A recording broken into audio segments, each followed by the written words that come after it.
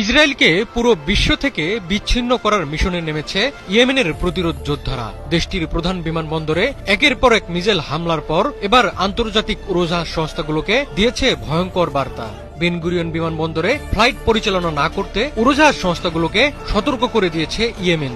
এই হুমকির ফলে শত্রু দেশ তো বটেই, ইসরায়েলে চলাচল করা বিশ্বের যেকোনো দেশের উড়োজাহাজ প্রতিরোধ যোদ্ধাদের নিশানা হতে পারে।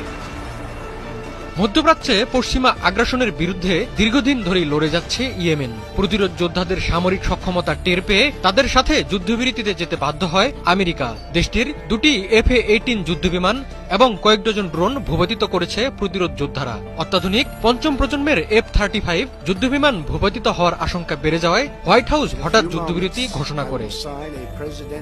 আমেরিকা দমে যাওয়ায় এবার মাঠে ইসরায়েলকে একা পেয়েছে প্রতিরোধ যোদ্ধারা। ফলে এখন পূর্ণ শক্তি নিয়ে দখলদার দেশটির পেছনে লেগেছে ইয়েমেন।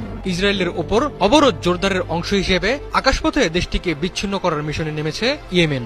দেশটির এক উচ্চপদস্থ কর্মকর্তা বলেন, যেসব কোম্পানি ইসরায়েলি বিমানবন্দরের দিকে ফ্লাইট চালুর পরিকল্পনা করছে তাদের গন্তব্য পরিবর্তন করা উচিত। ইয়েমেনি সশস্ত্র বাহিনীর স্পষ্ট সতর্কবার্তার প্রতি তাদের গুরুত্ব দেওয়া জরুরি। ওই কর্মকর্তা জানান, ইয়েমেনি বাহিনী শুধু বেন গুরিয়ন বিমানবন্দর নয়, বরং ইসরায়েলের পুরো আকাশসীমার উপর অবরোধ কার্যকরের প্রতিশ্রুতি নিয়ে কাজ করছে।